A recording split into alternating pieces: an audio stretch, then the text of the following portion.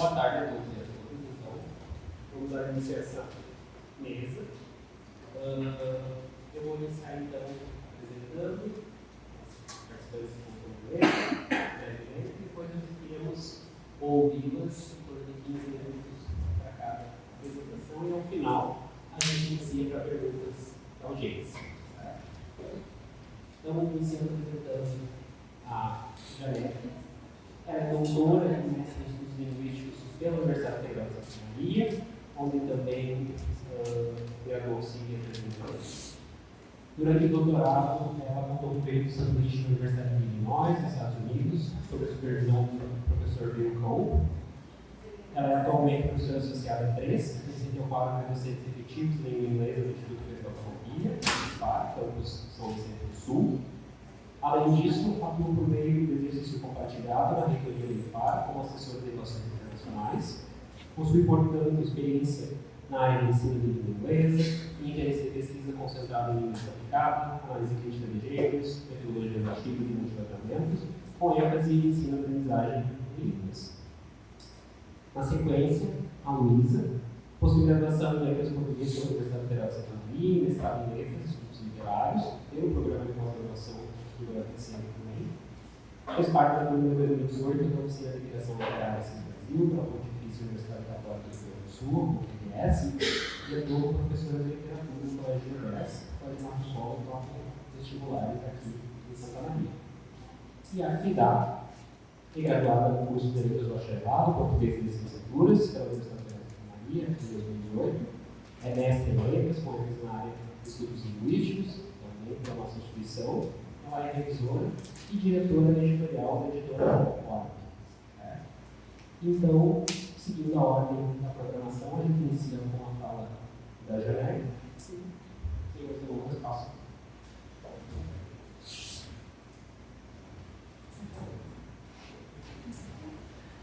Boa tarde, pessoal. Vou tentar fazer sentada, mas eu acho que está me mexendo bastante. Gostaria de conversar com vocês, né, sobre essa trajetória. Então, fui convidada, né, agradeço o convite das coordenações de curso e me senti muito lisonjeada com o convite.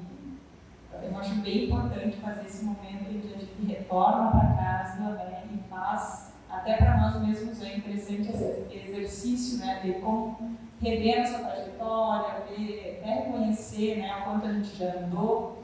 E também falar com vocês, então, que estão ou iniciando ou já estão, né, há um bom tempo nessa caminhada e que, assim como eu, são apaixonados, né, por esse curso e ver histórias de vida eu acho sempre muito interessante. Então, vou apresentar a minha. Né, então, criei um título, assim, pensando na relação. Então, como fui convidada na condição de assessora de relações internacionais, eu pensei que é uma relação bem óbvia, né, assim, para nós de letras, entre letras e na construção do mundo, né, como a linguagem constitui o mundo, e vim falar nesse sentido com vocês, né, sem esquecer também da minha trajetória como docente, né, então vai ter uma relação um pouco também com a mesa anterior.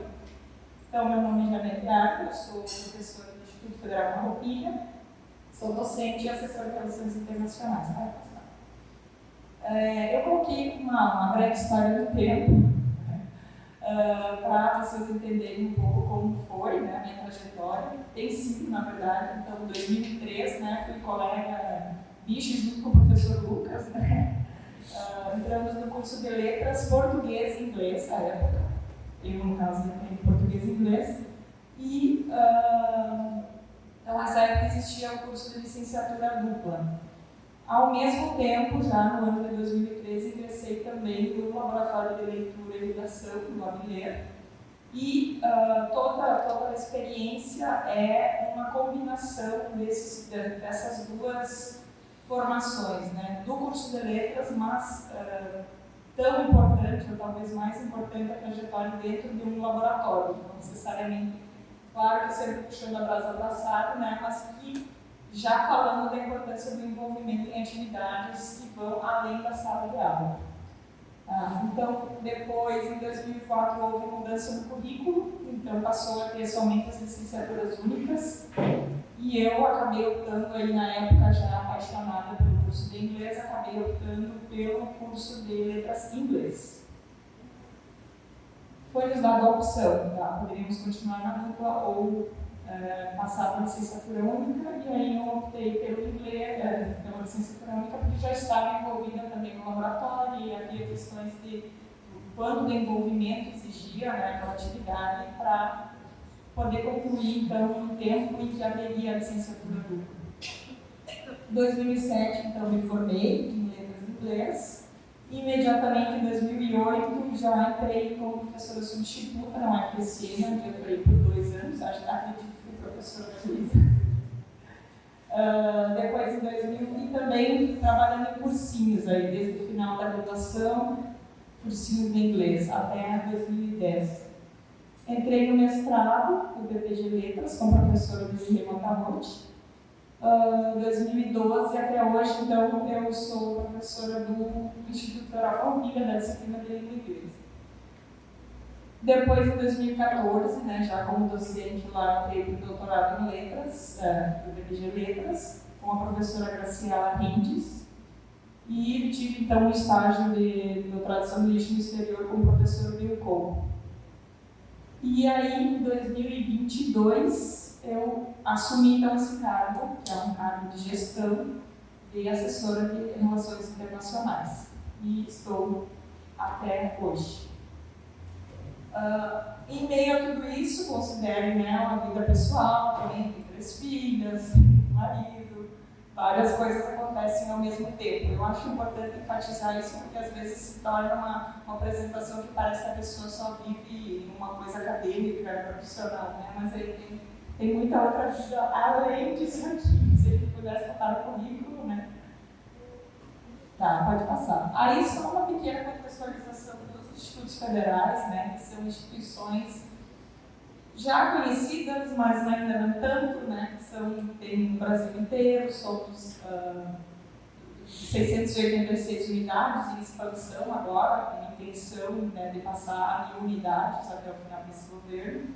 São inúmeros cursos, inúmeras matrículas, o foco é ensino médio, tá? Isso as pessoas não sabem, que o foco é ensino médio, então nós temos obrigatoriedade de 50% das nossas vagas serem de ensino médio integrado a uma formação tecnológica. Pode passar. O Instituto Federal Farroupilha, que é esse que eu atuo, possui atualmente 11 unidades espalhadas pelo Rio Grande do Sul, especialmente nessa região centro-oeste, norte, noroeste. Tá? Existe também no Rio Grande do Sul, IFSU e IFRS. Bom, então, falando um pouco então da contribuição do curso de letras na minha prática em gestão e internacionalização. Eu vejo, assim, né, que a minha história com as letras e com o laboratório, nessa vivência de laboratório, criou muito essa sensibilidade, assim, essa é, digamos, a mais lógica, né, das relações, a sensibilidade intercultural fora a linguagem também, né, que é a primeira vez que as pessoas pensam, botar alguém em letras porque vai falar outras línguas. Essa seria mais óbvia. Mas então essa sensibilidade intercultural de entender. E aí ao largo trazendo um conceito de internacionalização mais como uma ideia de trazer uma abertura para o mundo, né? Trazer para os nossos estudantes a possibilidade do contato com o outro e isso formá-los como pessoas mais completas, mais inteiras, mais integradas ao mundo, sempre combatendo muito, e aí entra pulando um pouco que a visão crítica, né, que a gente tem no curso de letras, eu acredito que continue havendo essa visão crítica da não, digamos, inculturação, tá? Que tem muito uma visão nas instituições, e aí tem esse papel, quando a gente ser das letras, de não ver o outro como melhor, como síndrome de vira-lata, né, digamos assim, mas sim mostrar que nós vamos aprender uma língua adicional, nós vamos ter voz para falar para o mundo. Essa é a minha bandeira enquanto assessora de relações internacionais. Sempre muito voltada para a centralidade das línguas para a internacionalização. Então, se vocês forem procurar os editais do Instituto Federal Farroupilha de 2022 para cá, como não tinha orçamento, tá? Não compare muito com a SAI ou agora a DRI, né? É diferente, a gente não tem orçamento próprio, é uma luta. Tá? Então, a gente tenta mostrar a importância da internacionalização das línguas dentro da instituição. E aí, já entendendo também que é tudo uma questão política, que é tudo uma questão de ter alguém lá que defenda. Então, foi, por exemplo, retirar o espanhol dos currículos. Então, tem que ir lá, bater na porta, conversar, explicar. Tá? Então, quem tem uma veia um pouco de gestão precisa aproveitar isso para defender a área, de todas as formas, assim, tanto o inglês quanto o espanhol, quanto o português. A gente oferta português para estrangeiros também, imigrantes, refugiados. Então, tudo isso é internacionalização. Essa é a minha bandeira. A internacionalização, então, eu falo dos editais. Os nossos editais do primeiro, segundo ano que eu estava como gestora, eram basicamente aulas de centros de idiomas, era o termo que estava sendo utilizado, que agora a gente está mudando as nossas normativos para incluir o termo centros de línguas e não de idiomas, né, para você ter mais uma ideia de uma maior abrangência, mas mostrando a centralidade e a base que é necessária de línguas para a gente poder fazer a internacionalização. E aí mostrar que ela pode ser feita também aqui, então, por exemplo, acolher os refugiados, imigrantes, ensinar português para eles. Tudo isso eu venho colocando, trazendo para a internacionalização, apontando. Isso é internacionalização. É línguas, internacionalização e é tudo do mesmo contexto. Então, a gente está numa construção da nossa política linguística, que também vai ser uma coisa muito importante, colocar qual é o lugar das línguas dentro da instituição, para além veio do governo, tem que ter inglês no currículo. Tá, mas o que a gente quer? Aí coloca um período de inglês só para dizer que tem. E o que a gente consegue formar de língua inglesa em um período? E o que é o espanhol? Tá? Então, são coisas que a gente vem trazendo para a discussão, né? Toda vez que tem uma oportunidade, a gente traz para a discussão. Essa visão crítica, então, que eu já falei, a gente não simplesmente engolir, né? Vamos mandar alunos para o exterior para eles fazerem uma carreira lá. Não. Aí, não vamos.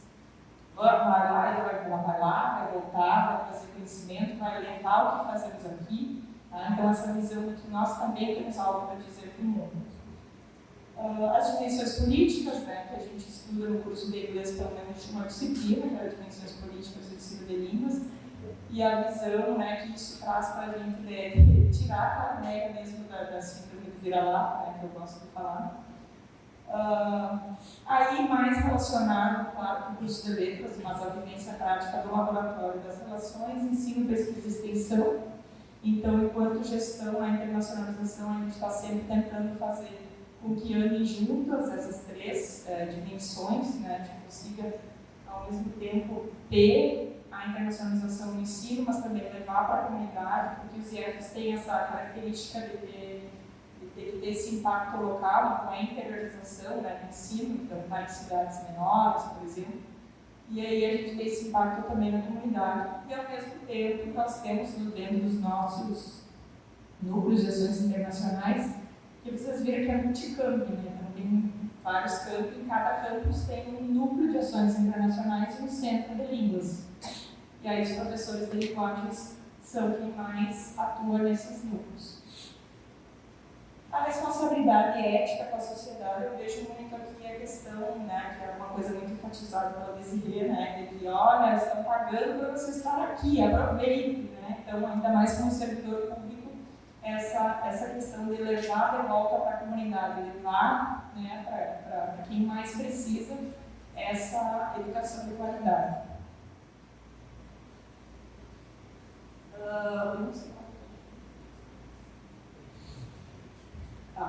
Então, eu gostaria então de abrir um diálogo para vocês, não sei se vocês vão fazer agora, a parte de sim ou vai ser ao final, tá? Mas eu gostaria muito de saber, de ouvir perguntas de vocês, porque a gente prepara uma apresentação meio genérica, assim, mas gostaria de partir também com um diálogo com vocês. Meus contatos estão aqui, então, tanto e-mail quanto o Instagram meu e da pasta, digamos assim. Aqui, como eu falei, é uma pasta de gestão, então é provisória, né? Meu concurso é para docente, mas estando nesse espaço, né, podendo ocupar um espaço de gestão, eu tenho tentado então trazer muita coisa que eu aprendi nas letras e que com certeza fez muita diferença, essas vivências no curso quanto no laboratório, e mestrado, doutorado também, obviamente, mas que sem essa base não consigo imaginar assim, como poderia ser de outra forma, e que é um espaço que eu vejo assim, que tendo uma oportunidade a gente precisa ocupar os espaços, né? Então esse é um espaço que eu ocupei com essa ideia de trazer as relações com a linguagem, né? Que eu vi que não tinha tanto essa relação, e aí se eu conseguir cumprir essa, vai ser esse meu legado, digamos assim, de conseguir colocar a linguagem as linguagens como um lugar importante dentro da instituição e dentro da internacionalização.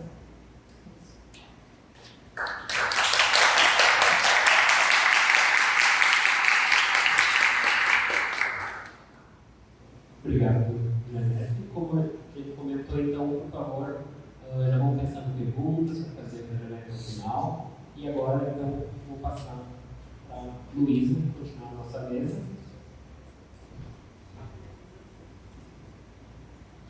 Olá, boa tarde. É muito curioso assim, estar na UFSM de volta, fazia, acho que desde 2018 que eu não entrava no curso de letras de novo, eu fazia parte de algo ligado ao curso de letras. Eu fiz graduação, mestrado e uma parte do doutorado aqui, porque no meu segundo ano do doutorado eu passei na seleção da oficina do Brasil da PUC, e aí eu descobri que eu gostava muito de letras, mas que eu gostava muito mais de escrever. E aí a pesquisa começou a ficar muito concreta, e eu acho que eu consegui me comunicar melhor de uma forma mais abstrata, que não cabia muito bem na pesquisa, por mais que no mestrado eu tenha conseguido fazer uma pesquisa em que os meus orientadores aceitaram, e a banca aceitou que eu fizesse um trabalho muito mais ligado a tentar escrever uma dissertação em formato de texto literário. Mas daí, enfim, a academia eu acabei deixando de lado e, bom, eu fui chamada para falar exatamente dessa parte da escrita. E eu sou escritora, eu vejo a escritora há bem pouco tempo, por mais que durante a graduação eu fiz parte, junto com o professor Fernando Vilarraga e outros colegas, a gente tinha uma editora cartoneira, Maria Papelão, depois a editora Vento Norte Cartoneira, e publiquei um livro pela Maria Papelão, mas eu achava aquilo assim muito, eu conversei com a Ivana até antes, eu acho que eu estava começando, e antes do livro na editora cartoneira eu tinha feito a oficina do Alcide Luiz, que o Lucas também fez, mas eu achava tudo muito, faltava acabamento, assim, faltava o que o curso de letras me proporcionou, que foi um contato muito mais forte com a forma. Eu acho que as minhas primeiras obras, elas eram muito mais ligadas a um conteúdo. Eu acho que tudo bem, tinha um talentinho aí, mas era uma coisa muito ligada ao conteúdo.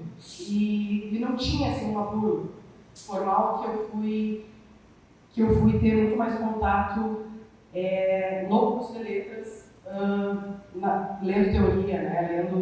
lendo sobre escrita e lendo sobre literatura e, sobretudo, lendo muita literatura. E E daí passou muito tempo, eu fiquei um longuíssimo tempo, toda a minha graduação, talvez, todo o mestrado e os 2 anos de doutorado, sem escrever. E daí um dia eu falei, vou fazer essa seleção, existe a possibilidade de eu passar nisso, 50 vagas por cabeça, é um curso de medicina. Se eu não passei em medicina, vou passar na oficina. Daí eu passei e falei, agora eu vou ir, só que eu trabalhava, e daí eu estava fazendo disciplinas aqui, e eu tinha que ir a Porto Alegre toda quinta-feira, que era presencial, militar. E daí eu lembro que eu ia muito feliz, assim, porque eu estava num lugar em que o que tinha que fazer toda manhã e toda tarde era escrever. E daí escrevi livro durante um ano, a gente escrevia contos, né, era uma oficina que eu lembro que o único, no edital para se inscrever, a única coisa que não podia era poema e carta.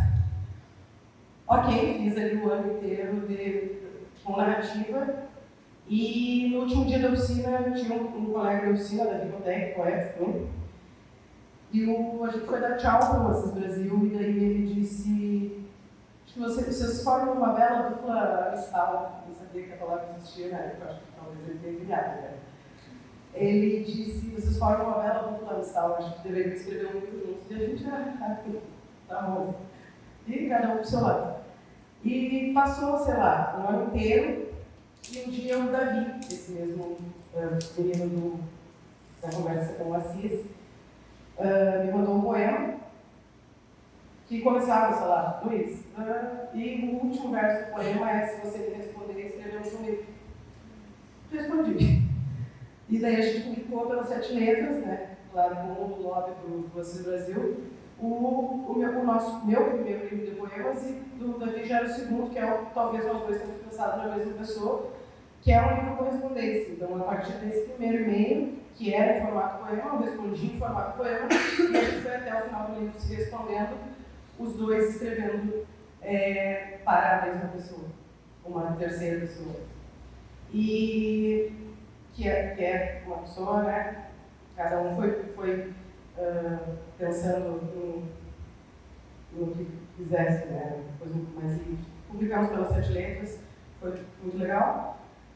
E no ano seguinte, daí o Jorge, que era o editor das 7 letras, quando tinha um contrato de 5 anos com as 7 letras, ele perguntou se eu não tinha nada novo, e eu não tinha, mas daí ali, a partir dali eu tinha.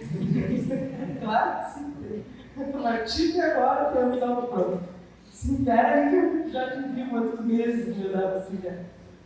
Aí, bom, até o final do ano, daí eu escrevi o segundo pelas 7 letras, que é o É Curioso que Chama Isso de Intimidade. E daí é poema agora, eu sou poeta, muito estranho, porque eu fiz a oficina do Assis, que era exclusivamente de narrativa, sempre fui uma grande leitora de narrativa, e de repente agora acho que eu não leio para eu escrever narrativa. E nem que eu escrevi, tanto que agora, recentemente, uns autores de Porto Alegre criaram a editora o Grifo, o André Tinha, outros caras, e daí eles mandaram um convite para o livro chama Rural lá. E era um convite para eu escrever um conto com um Raul, sólido, um personagem dissidente, assim, e que se passasse longe das capitais. Eu falei: olha, desculpa, desde 2018 eu não escrevo sem quebrar, sem dar enter. Daí ele disse: tá, que pena, então não vai poder participar. Passou uns 2 dias, ele voltou e disse assim: eu falei com os guris, quem sabe tu faz um poema rural lá, e a gente põe exatamente ele no meio do livro. E funcionou, porque foi a primeira vez que eu escrevi uma coisa assim, por demanda, né? Nunca tinha me dado um tema para eu escrever um poema. E daí ali eu realmente, conversando com o João, ali naquele momento me ajudou muito a entender que sim, que eu funciono melhor na forma da poesia, no formato poema, porque é o que eu gosto de fazer, hoje eu entendo, né? E é um trabalho de uma forma, muito menos do que o conteúdo. E daí as coisas se encaixam, né? Eu sou a pessoa que mais gosta, se tem alguém que gosta mais e não gosta mais, a pessoa que mais gosta de um Cabral Neto. E daí, quando eu fui me dando conta de que a minha coisa era a forma, eu falei, tá, então eu fiz as pazes com o fantasma do João Cabral. E hoje me considero poeta e considero esse meu trabalho. Sou professora há 10 anos, desde que eu formei em 2014, na UFCM, e desde então eu dou aula. Dou aula há 10 anos, num dos lugares eu substituí o professor Lucas, então. Mas sou poeta e professora hoje. Os dois são meu trabalho. Gostaria muito, claro, que eu pudesse trabalhar menos como professora para poder dar mais atenção ao meu trabalho de poeta, porque, até conversando também ali com a Antônia antes, a gente estava falando de tiragem, talvez nós dois, ele teve 3 reimpressões e vendeu 350 livros, então ele vendeu cerca de 1000 livros. E aí quando ele disse assim, nossa, para a poesia, né? E sim, a poesia ela tem essa característica de ela estar na livraria, na estante de baixo.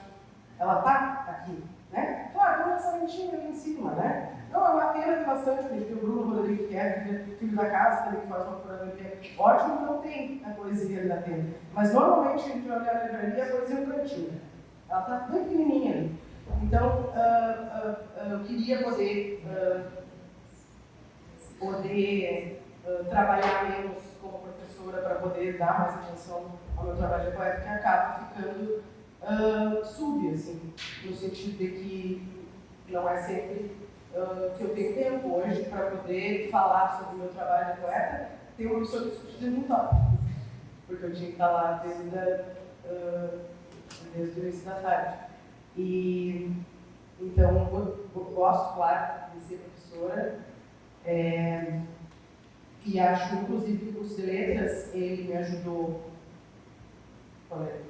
mais como escritora, professora, no sentido de, claro, fiz licenciatura, mas eu aprendi a dar aula na sala de aula. E a parte mais técnica, eu acho que eu aprendi aqui. Eu reprovei 3 vezes em lírica com a Silvia, né? Eu acho que eu peguei no ano passado, depois que eu saí, Silvia, foi com ela, assim. Então eu aprendi bastante lírica, assim, eu sei contar direitinho, eu faço extensão do dedo, direitinho, tô bem aprendidinha, assim. Mas é isso. Obrigada.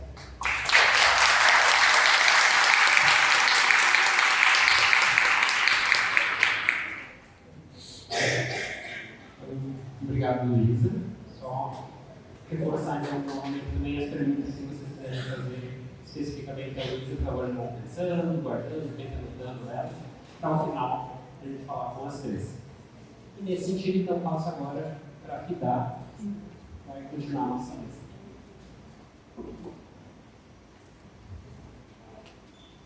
Tem que ficar pensando.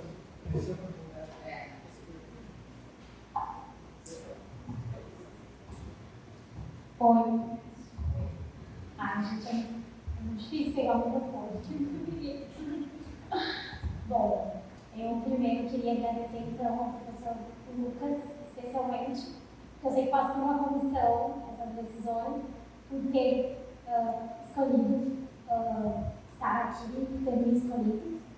Eu digo que ele me tirou da zona de conforto, porque depois do curso de letras, que era onde a UFSM era um lugar para mim muito gostoso, né? De vir todo dia, de estar em aula, de estar entre os professores, entre os colegas, inclusive. Então, depois que eu acabei me formando, saindo daqui, eu fiquei diretamente em casa, trabalhando mesmo em empresa, mesmo em editora, mesmo fazendo revisão, eu acabava ficando muito no online.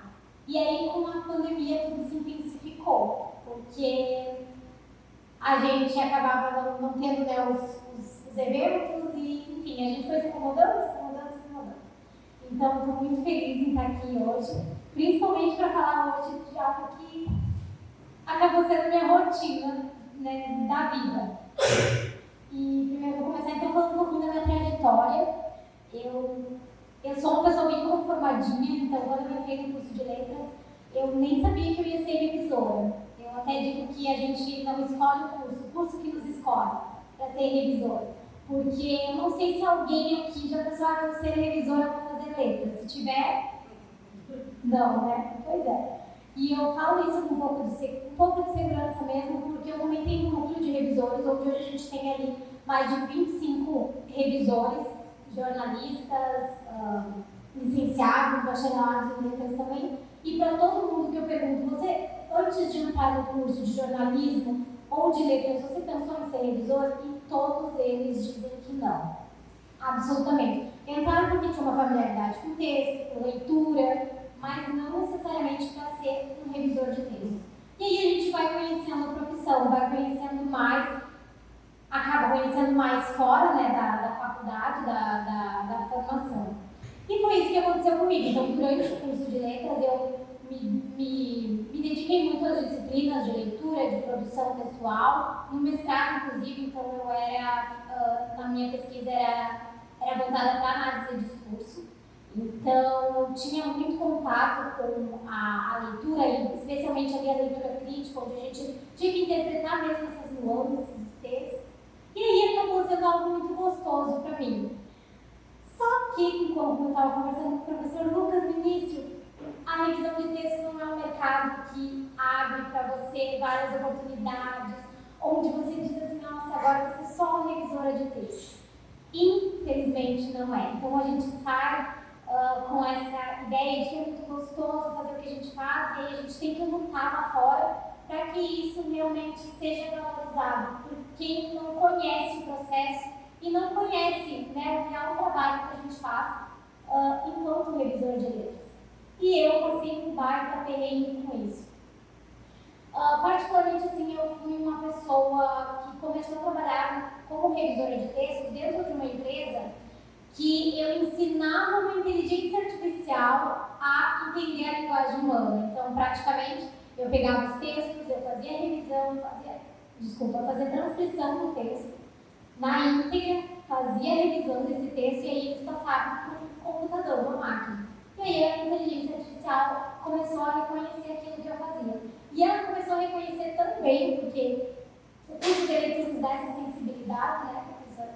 Como você diz, ela nos dá essa sensibilidade de realmente entender o processo, o que está acontecendo ali, que vai fazendo com que realmente aquele trabalho se torne eficiente, então, para quem vai usar aquela máquina realmente.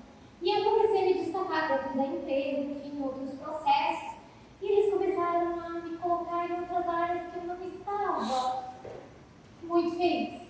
Digamos assim, área de vendas. Eu gosto do processo de venda, de conversar com as pessoas, mas não que aquilo dependa de mim e aí eu não faça mais aquilo que eu vinha fazendo já. E aí eu tive que realmente dizer um adeus para eles. Mas era um lugar que eu gostava de trabalhar muito, foi um lugar que me desenvolvi muito. Saindo dali, então, eu comecei a realmente me dedicar para a área de revisão. E foi na internet que eu encontrei o meu espaço. Eu sempre digo, como eu sou uma pessoa inconformada, eu estava com muito tédio.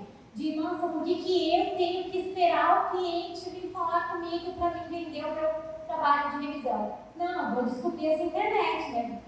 Vou ver o que acontece aqui. E aí eu comecei a divulgar o meu trabalho, divulgar aquilo que eu fazia da minha forma, do meu jeitinho. E eu comecei a me conectar realmente, não só. E aí você entende, né, que a internet é realmente um caminho sem fronteira. Inclusive é algo que eu recomendo muito para todo mundo. Eu não só comecei a me conectar com alunos acadêmicos, com os autores independentes que, então, contratavam serviços de revisão, como também eu me conectar com revisores que estavam passando pelo mesmo processo que eu, que estavam vivenciando tudo isso, que queriam entender mais sobre revisão também além da faculdade, além da formação. E isso foi criando um vínculo, foi tomando uma proporção muito grande. E ao mesmo tempo a gente também vai se conectando com editoras. Então as editoras também vinham não só editoras, digamos assim, estúdios editoriais, né, mas também editoras maiores foram contratando os nossos serviços. E aí a gente vai aprendendo um pouquinho de cada contexto, né, do contexto de que cada uma vivencia. Então tem os estúdios editoriais, que hoje são aquelas empresas que oferecem serviços editoriais, mas não são uma editora propriamente. E tem também as editoras maiores, que aí tem aqueles departamentos mais separadinhos, né, com cada profissional ali com uma demanda, uma função diferente. E aí, conhecendo esse processo, eu pensei, nossa, mas olha só, eu dentro de uma editora, trabalhando como editor-chefe, que eu contestava o tempo todo, porque como eu disse para vocês, eu sou muito conformada. Então, a gente brigava muito lá dentro, porque ele não era formado em letras, ele não era formado em jornalismo, ele era uma pessoa que teve ali uma oportunidade de conhecer o mercado e aproveitou.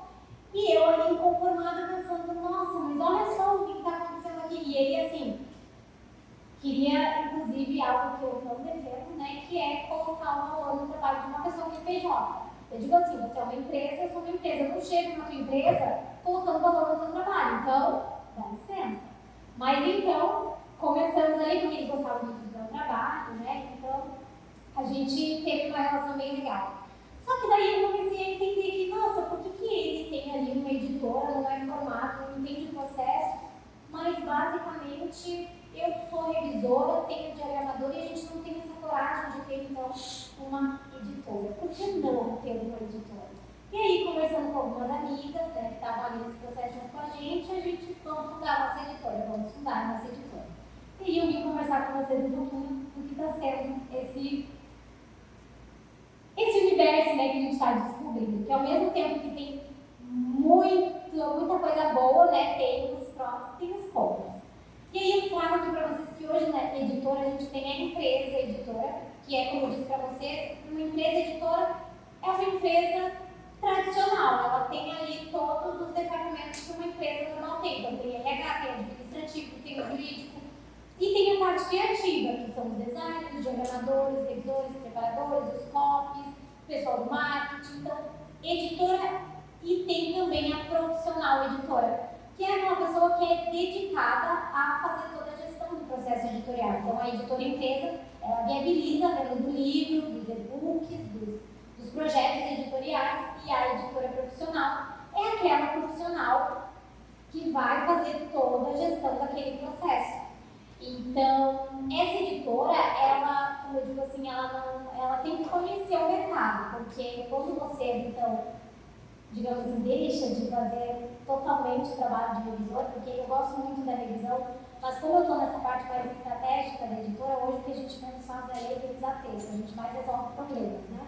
Então a gente estuda o mercado, o contexto da publicação em si, e vai entendendo ali, né, viabilizando a venda, posicionando aquela obra no mercado. Eu não sei se alguém aqui tem vontade de revisar um livro, né? Mas eu nunca tinha pensado em revisar livro, nunca tinha entendido nada sobre o processo. Mas quando a demanda chega, é que você entende ali o que você realmente precisa estudar. Cada obra tem um contexto totalmente diferente, você tem que montar um projeto editorial. Claro que o projeto editorial, assim, ele tem um script, tá ali, um script desenhadinho. Mas quem vai em busca das informações, realmente, quem vai pesquisar o mercado, ver a viabilidade da obra, entender o contexto do próprio autor. Porque hoje, né, como disse o nosso querido Heráclito, então, uma das constantes é a mudança. E hoje, quem publicava há 20, 10 anos atrás, ou talvez isso, a amiga Lívia, que é escritora, pode me ajudar, não é a mesma publicação de hoje que acontece. Então, todo esse contexto precisa ser realmente adaptado no projeto editorial. Então, quando o autor chega para a gente, tu tem ali tudo montadinho, mas é com ele que tu vai realmente entender qual é a demanda dele, qual é o contexto de publicação dele, e nesse processo todo a gente vai se desenvolvendo. Então, eu digo que a nossa editora, a editora Orbe, ela é muito recente ainda. Hoje a gente tem ali algumas publicações que estão sendo, acontecendo, digamos assim, às vezes um pouco de resquício até da própria editora, porque como a gente acabou saindo daquela editora, alguns autores vieram junto com a gente, espontaneamente. Mas, então, quando eles vieram, então, a gente realmente ali sentiu a segurança daquilo que a gente estava fazendo e também sentiu essa coragem de dizer, não, isso aqui dá certo sim. Então, eu acho que a gente está num momento assim que a gente para pensar que talvez publicar seja difícil, ser escritor seja difícil, revisor seja difícil, mas eu acho que com um pouquinho de dedicação, um esforço ali, a gente consegue sim fazer o negócio dar certo. Enfim, eu acho que tudo que vale a pena, né, ela exige mais da gente, ela exige a gente vencer esses obstáculos, né? Quem diria que eu ia estar aqui conversando com vocês? O professor Lucas me conheceu há 6 anos atrás, eu acho. Eu imagino a professora Tati também, que está aqui. Eu jamais, não digo jamais, né? Mas seria muito difícil vir aqui para vocês e contar. Eu não estou tranquila, mas é tranquilo, não está tranquilo. Vim aqui contar com vocês sobre isso. Então, eu estou aqui à disposição, inclusive, sim, eu sei que talvez ficou um pouco rapidinho, eu tenha comido algumas questões que eu não tenho uma apresentação, mas qualquer dúvida eu estou à disposição, inclusive nas redes sociais, tem muita gente que me segue, porque eu já vi carinhas que são conhecidas.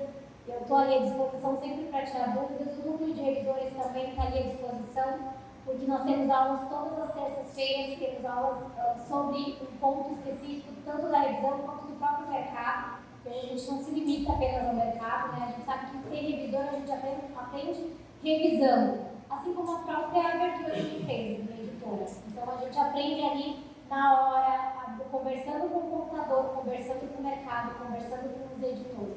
Então qualquer dúvida eu realmente estou à disposição por todos os canais. Muito obrigada, inclusive, pelo espaço, gente.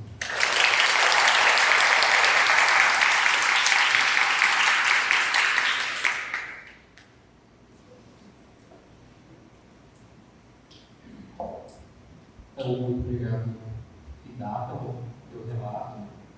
E acho que é muito bom. Fico feliz de estar aqui também podendo ouvir o relato dessas três experiências, eu acho muito ricas. Vão contribuir para todos nós aqui presentes também. E nesse sentido, então, eu passo agora para o pessoal da audiência poder fazer as suas perguntas. Só levantar a mão. O professor João vai.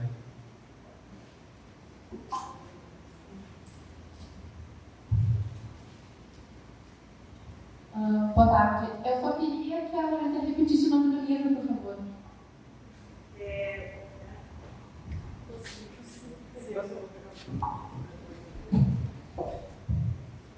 Como é que é o nome? Nayara. O primeiro é que talvez nós dois tenhamos pensado na mesma pessoa. Os dois são longos, tá? Talvez nós dois tenhamos pensado na mesma pessoa. Posso apagar? Obrigada. Não, outro, peraí, vai comprar os dois? Não, e o outro é curioso, que chama Início da Intimidade. Já tem uma marca registrada. Os longos tem, né? Não, o próximo é uma palavra só. Isso. Obrigada.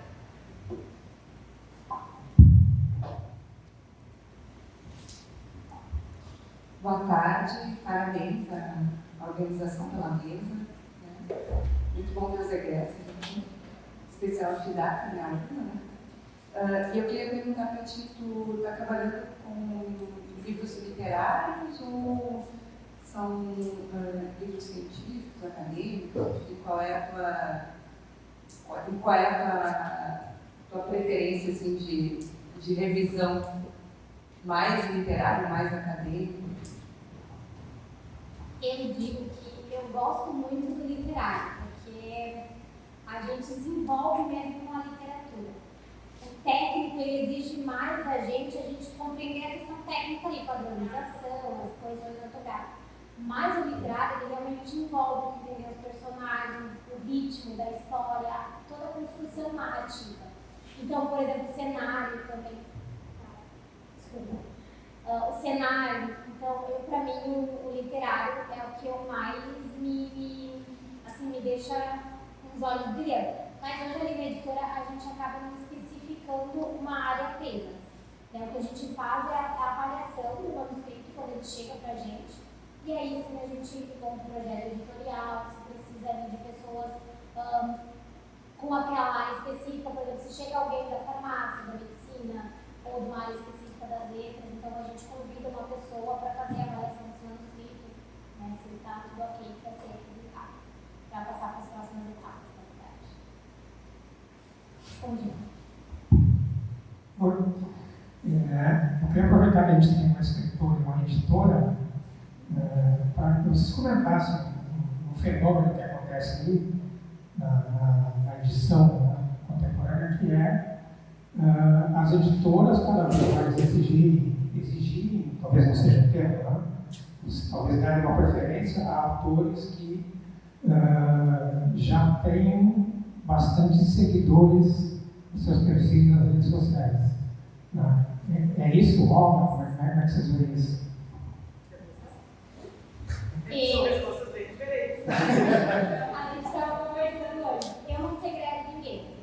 Porque, na verdade, assim, hoje nós temos 2 tipos de editoras. Quer dizer, 2 tipos de editoras não, né? Não vou falar que agora eu sou que tem você. Mas nós temos eu conheço 2 processos de publicação, que é uma quando a editora, ela custeia toda a produção do teu livro. Então, ela acaba tendo ali um controle editorial da tua obra. O que tu tem é a autoria do conteúdo em si, mas ela tem ali a questão de venda, a porcentagem, é ela que decide, né, que você vai receber. E nós temos as editoras que você acaba ali tendo que arcar em todas as custos do projeto e tu tem total controle da tua obra. Então hoje a gente não segrega. O autor chega e a gente vê a viabilidade da obra, se tem mercado, né, a gente posiciona a obra, a gente ajuda esse autor a realmente fazer com que isso aconteça. E quem faz esse custo todo do projeto editorial é o autor. E aí todo o processo é dele, o controle é dele, o lucro é dele, inclusive a responsabilidade, né, para a venda do livro. Então, na minha editora tem um processo que na 7 Letras é diferente, né? Dos processos que tu trabalha. Eu recebi um contrato, uma proposta, um valor, fechou, ok. No contrato não dizia absolutamente nada sobre redes sociais, até quando eu lancei o primeiro livro, meu Instagram era fechado. Nunca foi um pedido para eu abrir o Instagram ou para eu fazer qualquer tipo de postagens. E em seguida, depois eu abri o Instagram. Mas, claro, posto coisa do livro quando o livro é lançado, mas no geral o meu Instagram tem fotos de porta e de caça-baixo. Nem tem livro assim. Outro livro que eu estou lendo. Mas nunca, as 7 Letras, nunca foi uma exigência. Morro de vergonha de fazer vídeo, jamais farei. Tive que fazer um dia para o trabalho, parecia que estava na fila do choque. Agora, quando eu dou aula para 150, não sei qual é o fenômeno que acontece. Mas a rede social, assim, foto minha. Difícil, a foto da orelha dos 2 livros eu estou tapando o rosto. Então, a rede social para mim nunca foi posto, nem foi pedido e uso praticamente. Só isso. Só trazendo um ponto aqui para ele, algo importante ali para a gente tratar é que mesmo a editora em si, ela não dá um contrato igual, isso eu descobri. Ela não dá um contrato igual para o mesmo autor. Então, por exemplo, se ela vier com um contrato, tu pode contestar algumas questões ali que você acha que para você não faz sentido, e aí você dentro, né, que daquele jogo é o que é bom para ambos. Então, isso que você falou, né, deles devem contrato, enfim, acontece que, né, quando elas vão falar para uma pessoa que realmente tem mais seguidores, a pessoa coloca algumas exigências, né, e o autor independente acaba não fazendo isso. Então, é importante que se você tem essa vontade e elas vierem te dar esse contrato, você entende o que faz sentido para você e conversa com ela sobre os sentidos que você ali não está de acordo, faz um processo diferente, porque o contrato em si ele muda de autor para autor.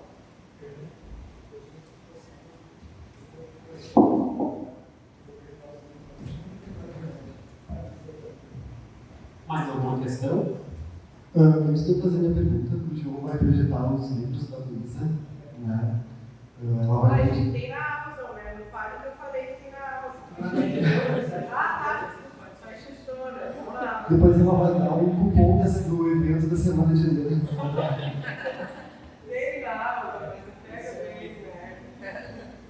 Mas a minha pergunta para a gente, Luísa, fazer você falar bastante, já que vai valer essa substituição lá no colégio.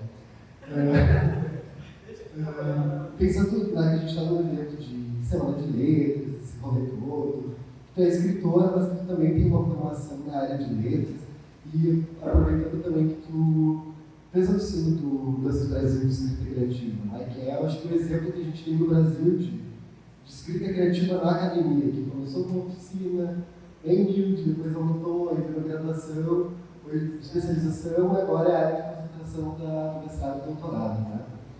Queria te perguntar como que, a partir desses prismas que tu olha a literatura de professora, de profissional da letra, de escritora, tu vê a escrita criativa. Tu acha que teria sido mais feliz se tivesse tido escrita criativa na tua graduação? Como que tu vê isso? Porque foi um assunto bem polêmico lá quando surgiu como graduação, né? Eu queria te ouvir um pouco nesse sentido.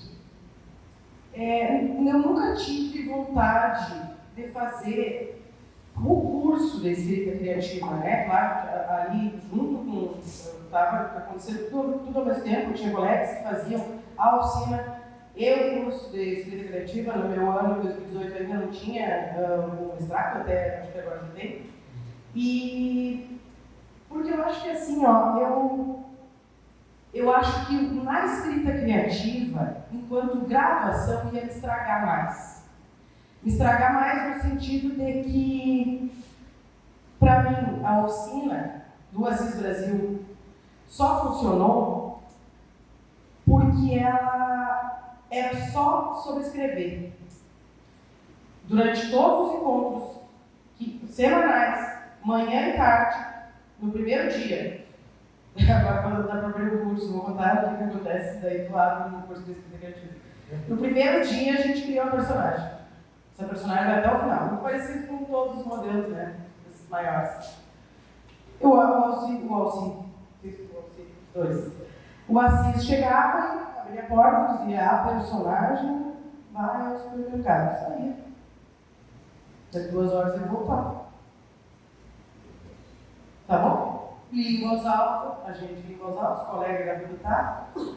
Eu tinha um tema de casa que tu enviava para ele enviava com respostas, dizendo: isso é maravilhoso, guarde no teu livro, ou Luiz, acho que você se perdeu. Então eu acho que funcionou para mim, e eu acho que o curso de graduação ia ser muito mais uma coisa técnica. Então o que funcionou para mim foi um curso em que eu ia para escrever, em que o meu trabalho como escritora era coisa séria. Agora, eu não faria um curso de escrita criativa porque eu não daria aula de escrita criativa. Eu não queria tornar técnico, eu quero escrever. Então funcionou a oficina porque ali eu aprendi muita coisa. Agora eu pego esse texto e transformo ele todo em terceira pessoa. Agora eu pego esse texto e faço do ponto de vista masculino. Agora, a gente estava ali para experimentar com a linguagem. Então, é um curso que eu acho super interessante. Eu acho que a escrita criativa foi no curso de escrita criativa que eu tive a oportunidade de publicar como uma editora maior, mas não teria sido mais feliz se tivesse feito escrita criativa, talvez não teria escrito. Eu acho que eu escrevi porque eu fiz letras. Eu sempre quis escrever. Talvez eu não quisesse, quando eu escolhi letras, eu acho que eu não pensava assim: acho que eu vou ser professor. Tá, dizia quando era pequena, né? Minha mãe gosta de contar que sim, não sei se é verdade. Eu queria ser professor, talvez não é, sabe? Mas eu lembro que eu queria ser escritor, porque eu fiz a oficina do Alcir Cherubich. Meu pai vai tiver que fazer uma autorização porque eu tinha 15 anos. Nem podia, era um curso de extensão universitária, eu acho, né? E eu queria escrever. Então eu fiz o curso de letras porque eu queria ler e escrever. Claro, cheguei aqui e descobri que eu conhecia pouquíssimo no curso de letras, ficção, descobri na minha época, era assim, poucos que liam, sabe? Eu estava sempre lendo e que lia mesmo, assim. Mas foi no curso de letras que eu pensei assim: tá, eu lembro da sensação, acho que foi no A Morte Sem Nome, do Santiago Nazariano. Eu lembro de ter lido, eu já estava na graduação, acho. E eu terminei de ler e eu disse assim: é isso que eu quero fazer da minha vida. Não é esse professor. Claro, mais uma vez, eu adoro esse professor. A mãe me ama, tá muito demitido ali. Adoro ser professora, vou ser professora, né? Até o fim. Mas eu me lembro de ter tido essa sensação no curso deles. É isso que eu quero fazer. Claro, não acabei na ficção, mas eu sempre falo isso e foi uma fala que eu repito, porque é uma fala que eu consegui organizar ela em análise. E muitos anos de análise. Que a literatura foi o jeito que eu encontrei de organizar o meu pensamento. Sabe, até, claro, é um clássico da literatura enquanto organização, né, ali, sei lá, até acho que é o Joyce que diz isso, né, de que a literatura é o sintoma dele, a cabeça dele só conseguiu organizar a cabeça porque ele faz uma literatura completamente desorganizada. Então, às vezes eu sinto que a literatura foi o único jeito que eu encontrei, foi a única linguagem que eu encontrei de organizar rapidez com que as coisas me aparecem. Então, não me arrependo de não ter feito escrita criativa, prefiro ter feito antes.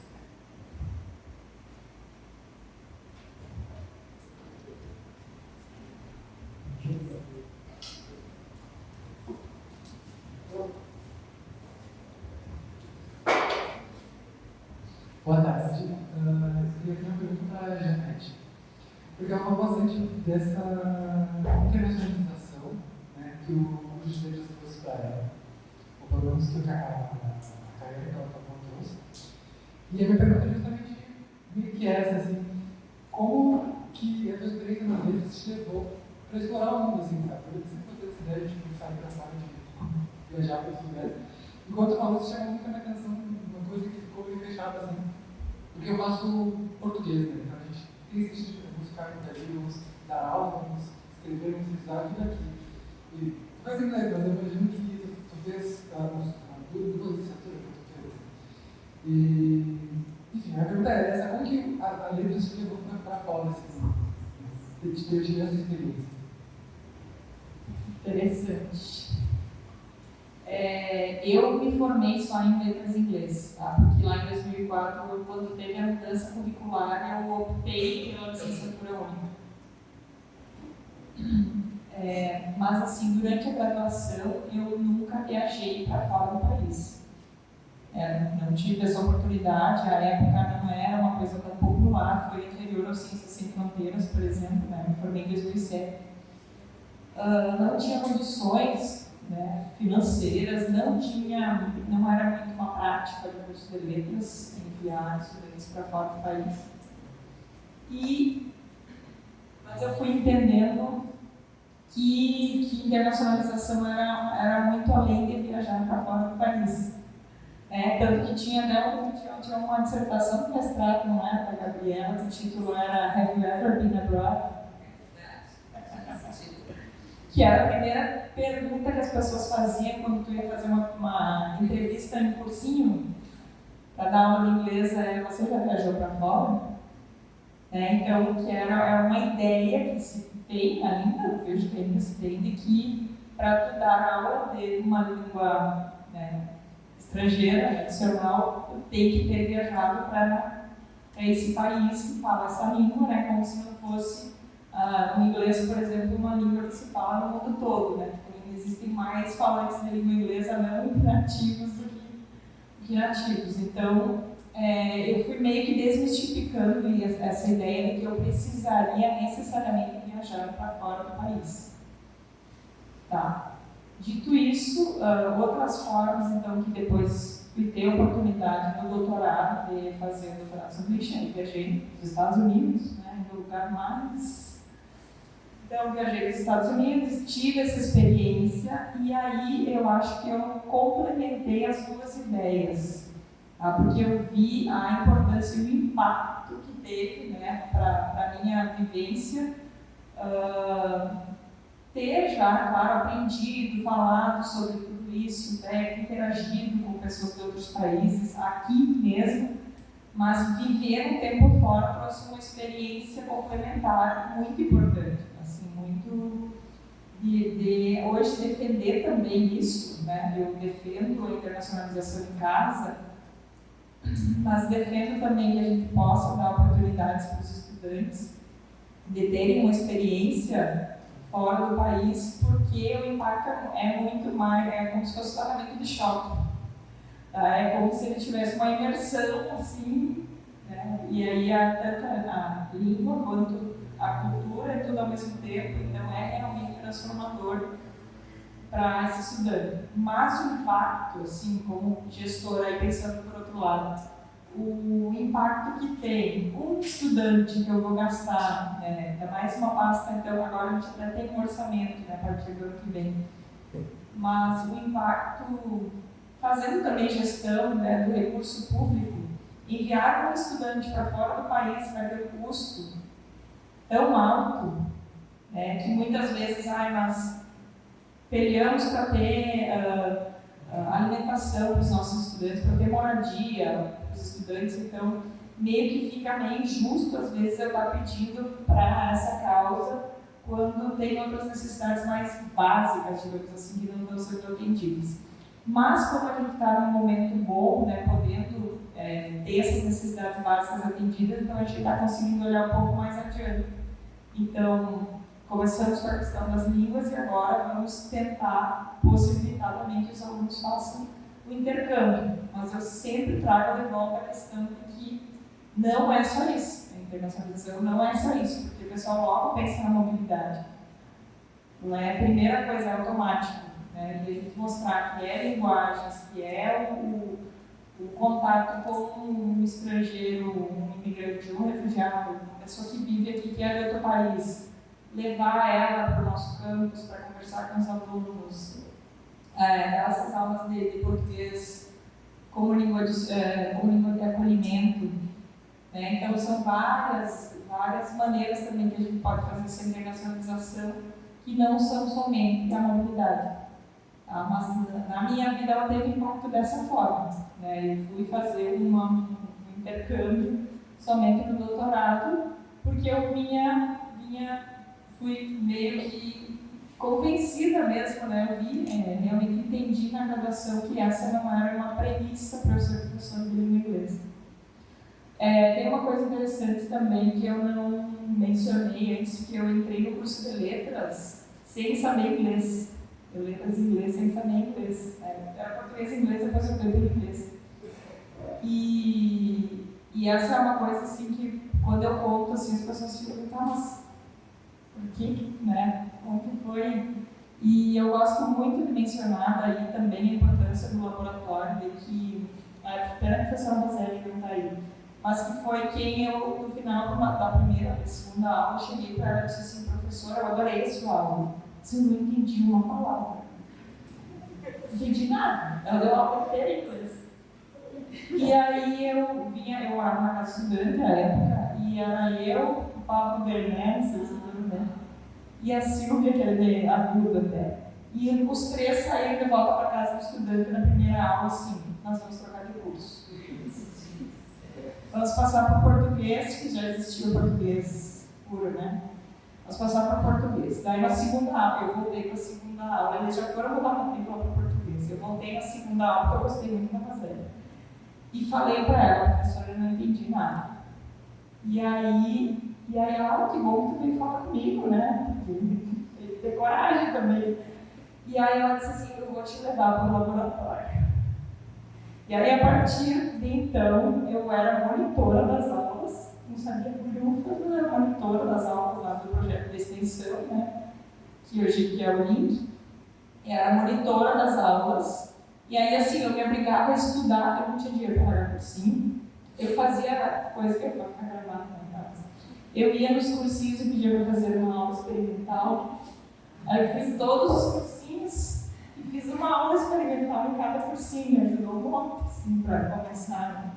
Mas não conseguia fazer a matrícula. Mas aí no Labileiro foi que eu tive esse espaço de, além das aulas, eu precisava estudar para ser monitora. Então eu fui aprendendo algumas coisas além da aula, né? E aí fui engatinhando, mas fui, sabe?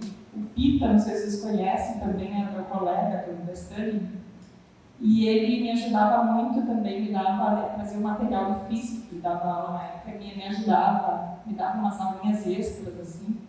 Então foram várias coisas que foram fazendo com que eu me apaixonasse pelo curso em si.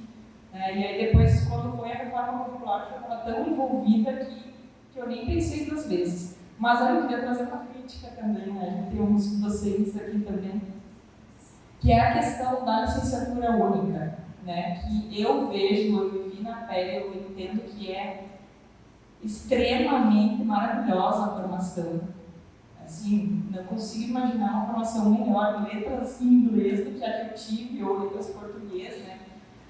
Mas o mercado de trabalho não está acolhendo essas pessoas formadas na licenciatura única. O meu concurso foi o único que teve, eu estou há 13 anos, nunca teve outro concurso para letras em inglês. Apesar de eu estar sempre dizendo, olha só, lá na UFSM, não forma esse profissional desde 2004. Então, assim, o que eu queria deixar de recado não necessariamente voltasse a licenciatura dupla, que é uma possibilidade também, mas eu acho que o mais importante é ir até os espaços em que são tomadas as decisões sobre concurso, por exemplo, é uma coisa bem específica, né? Mas muitas das pessoas que estão aqui vão procurar concursos.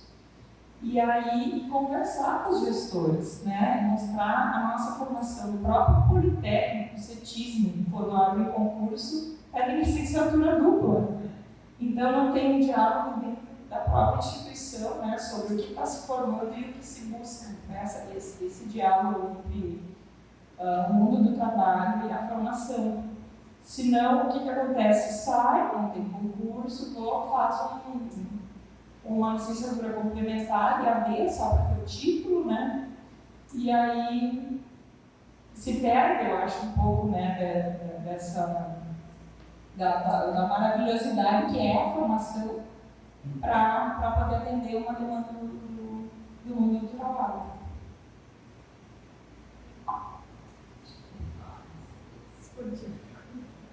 Eu só gostaria primeiro boa tarde, né? Agradecer a todas as integrantes da mesa, o mediador também, são 3 mulheres, né?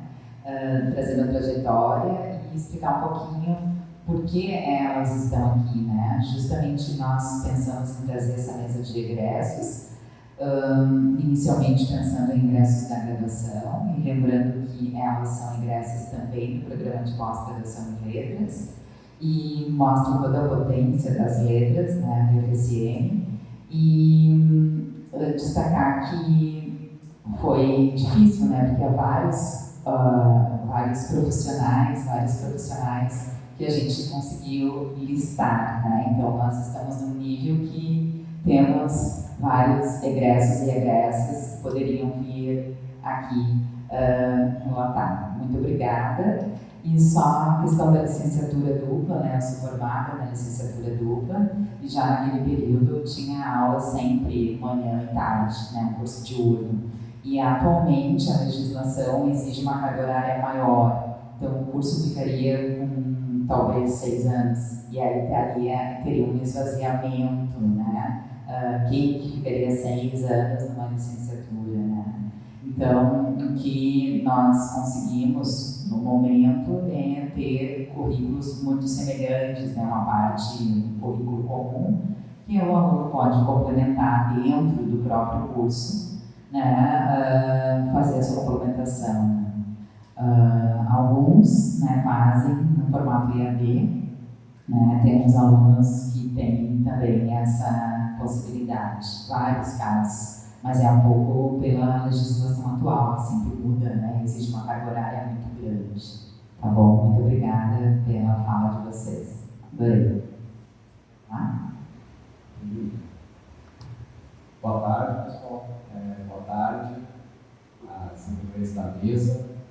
Eu faço coro das palavras da professora Patrícia. Ficamos muito felizes assim, de escutar a fala de cada uma de vocês. Eu tenho, já fui mencionado, né? Tenho uma relação assim, bastante carinhosa com cada uma, né? Amigo da Janete, nossa, faz muito tempo, né, Janete? Mais de 20 anos. Quantas coisas, né, nós vivemos juntos naquele período, vivemos uma época do curso de letras, e com certeza daqui a 20 anos vocês vão lembrar também da época de vocês, com muitas memórias, né, muitas coisas assim. Isso teve importância para a formação da gente como profissional. A Luísa é da minha cidade, não existe coisa mais íntima do que isso.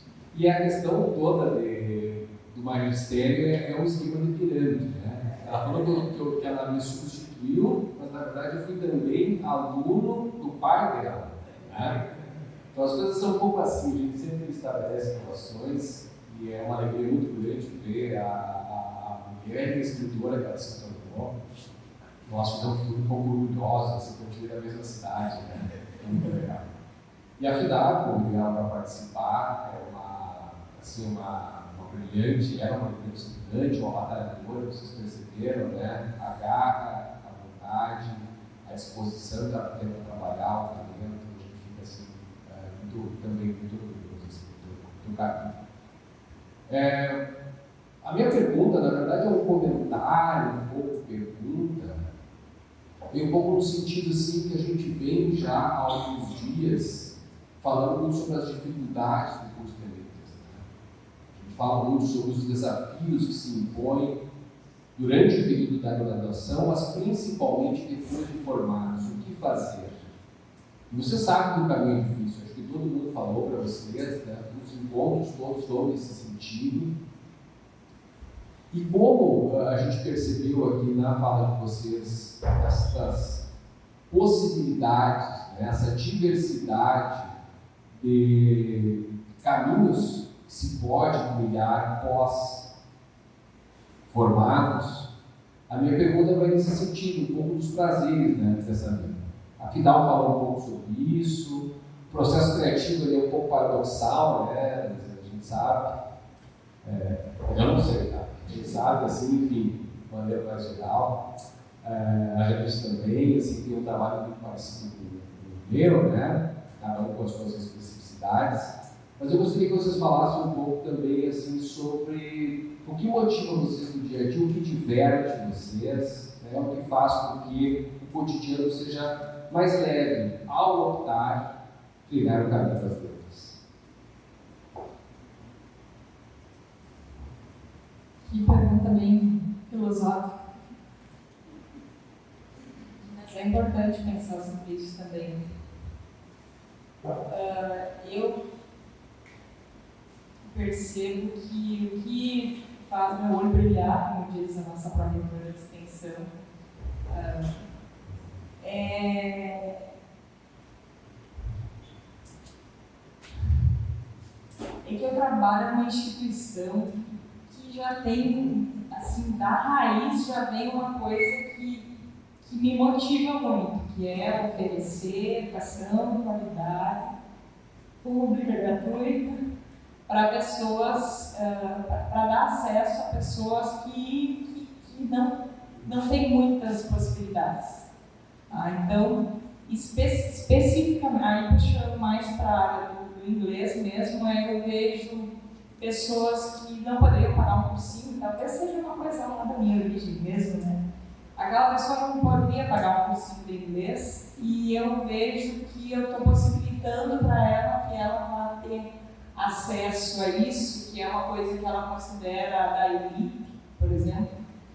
Então, ver aquela pessoa se desenvolvendo a linguagem dela, né, se colocando como alguém que tem uma voz, que tem uma história para contar, empoderando ela, de certa forma, a falar para o mundo sobre si e sobre o que ela é capaz de fazer, para mim é uma coisa assim, que me dá um prazer mesmo, assim, me dá. Então, sempre que as minhas aulas, aí fui um pouco para a docência agora, né? Sempre que as minhas aulas eu percebo essa empolgação dos estudantes, eu vibro junto. A gente sempre tem turmas que não acontece tanto isso, né? Mas sempre que acontece é muito gratificante. E na internacionalização, da mesma forma, eu acho que poder proporcionar que a instituição, assim, estando em espaços de gestão em que eu consiga conversar com o gestor e mostrar, olha, o curso de letras, é um curso, né, mas a pessoa formada em letras é muito além disso que tu está pensando, ensina a gramática, ensina o verbo to be.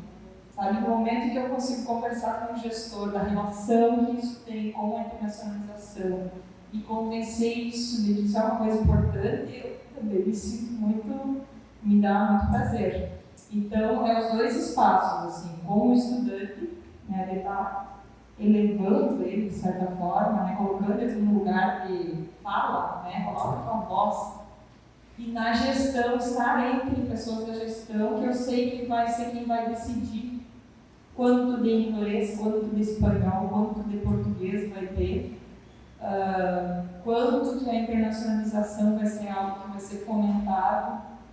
Foi trazido uma coisa que me deu um prazer, assim, inenarrável, quando nas últimas eleições que teve da nossa instituição, o debate entre os reitores teve uma pergunta de internacionalização.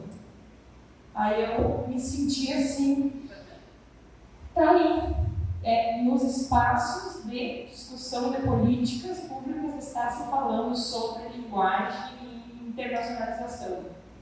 Senti prazer vendo o debate em que foi trazido isso como uma pauta, porque não era trazido como pauta. Então, bom, pelo menos alguém, então, mesmo que seja incomodando, ainda fazendo alguma coisa, né? Não digo eu, né, mas todo o grupo de pessoas que está envolvido com isso. Então, são pequenos prazeres, assim, tanto da docência quanto da assessoria, que acontece, né? Digamos assim.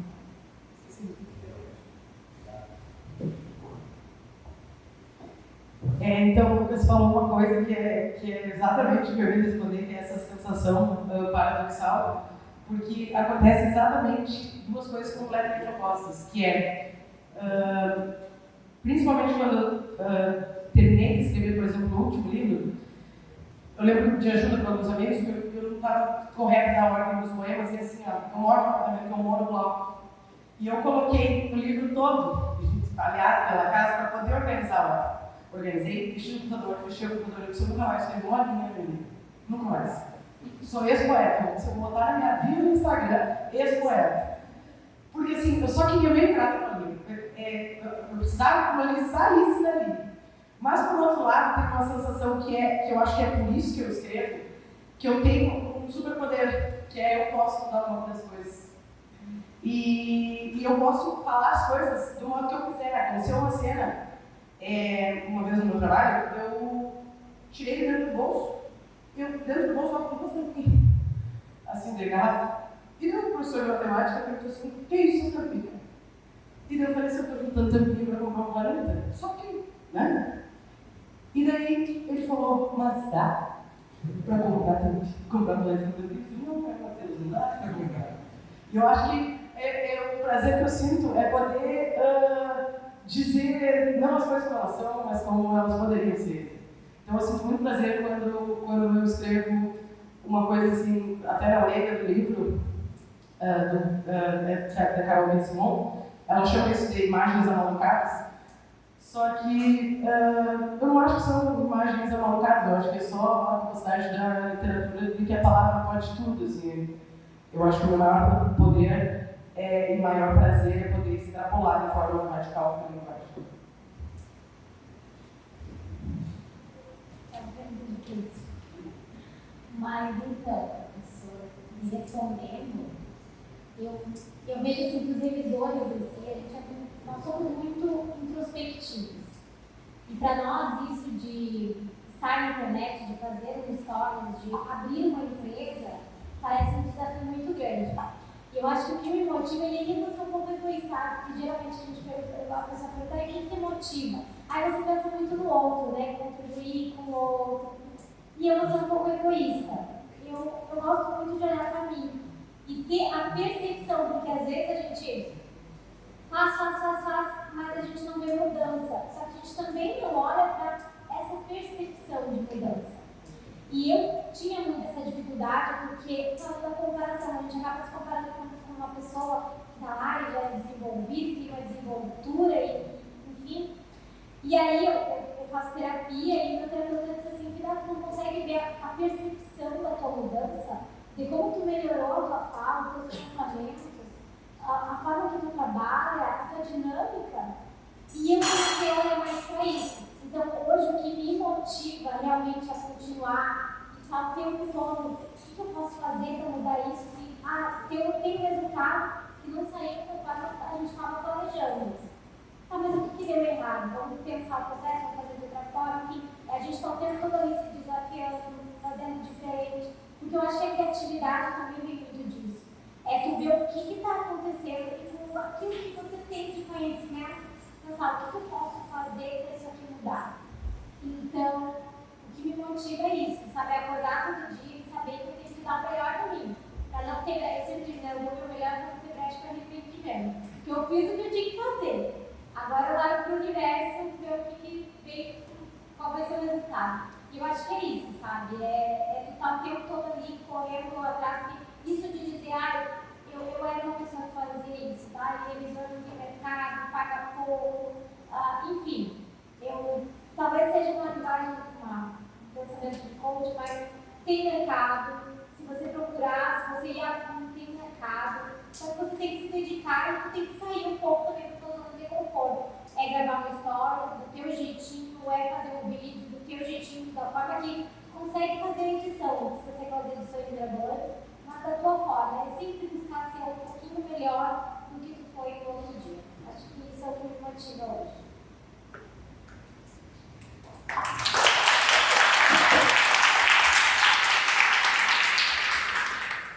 Então, já encaminhando para o encerramento, certamente teríamos outras perguntas, a gente já não falou algumas coisas, mas talvez fique para a 28ª semana de letras. Então, só para dizer que fico muito honrado de poder estar aqui com colegas e pessoas com experiências diversas das nossas e certamente mostrando diferentes caminhos nos quais podemos seguir. Então, gostaria de ver só uma coisinha também como conecta com as falas da mesa anterior, né? Principalmente a fala da Janete, uma conversa que tivemos também com a exata questão da importância dos projetos, dos laboratórios, na complementação da nossa formação, né? A parte que não é essa tão explícita do currículo, que também é muito importante. A Rosana tinha mencionado o Metelin, a Janete agora mencionando também o Aurélio e outros grupos que também fazem parte dos nossos cursos de letras. E acho que também a exemplo que a professora Patrícia fez na mesa anterior, caso puderem pensar talvez um conselho para o seu pessoal da graduação, também na pós, ou uma palavra final para quem gostaria de.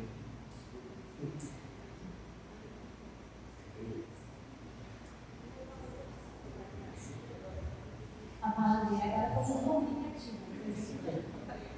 Eu acho que um conselho que eu daria é a gente reconhecer aquilo que a gente faz, valorizar, começar nós mesmos valorizando aquilo que a gente faz. Porque eu sempre digo que se tem gente pagando menos, é porque tem gente aceitando. Então valorizem o processo e saibam que o que a gente faz é muito lindo e muito rico e as pessoas precisam mais do que nunca. Pode ter muita inteligência artificial, mas elas ainda, e eu digo com muita segurança porque eu trabalhei com inteligência artificial. Eu ensinei uma inteligência artificial. Elas não fazem o trabalho que a gente faz. Então, continuem no processo, abracem o que vocês estão fazendo e coloquem a cara a tapa. Tem que ir para a internet, vamos para a internet, tem que gravar vídeo, vamos gravar vídeo. Ouviu?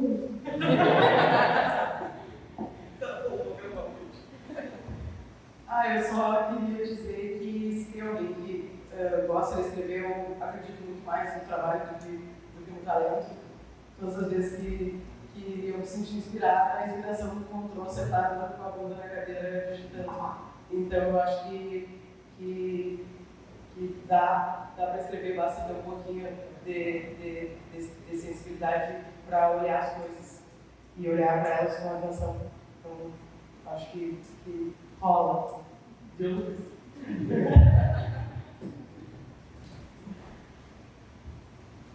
Bom, eu consegui falar, assim, a partir das perguntas, tudo que eu tinha pensado em falar, né? De dizer para vocês da importância das atividades extracurriculares, né? De aproveitar bem.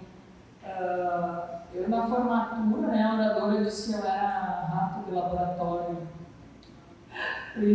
Eu tinha essa fama de ser na habilidade de labirinto da casa do estudante, coisa assim, labilar, a gente chamava. Mas eu tive muita coisa, talvez meu conselho seja esse, muita coisa além das aulas. Eu saía todo final de semana, tinha muitos amigos que eu tenho até hoje, sabe? Assim, vivi muitas coisas, tudo que a faculdade, né, nos proporciona nessa época da vida, eu acho que precisa ser aproveitada intensamente. Então, apesar de ter essa fama de que eu era muito nerd, assim, eu considero que eu tinha muita vida além daquilo ali, né? Considero, não sei também comparativamente, mas é o que eu sempre digo para aproveitar bem essa fase não volta, né? É uma época que a gente tem muita disposição, é uma época que a gente tem, então ela também é importante aproveitar que tem tudo isso para ser aproveitado, mas também a outra parte também está passando, né? A vida está passando em todos os aspectos, então todos eles precisam ser aproveitados. É um pouco fora assim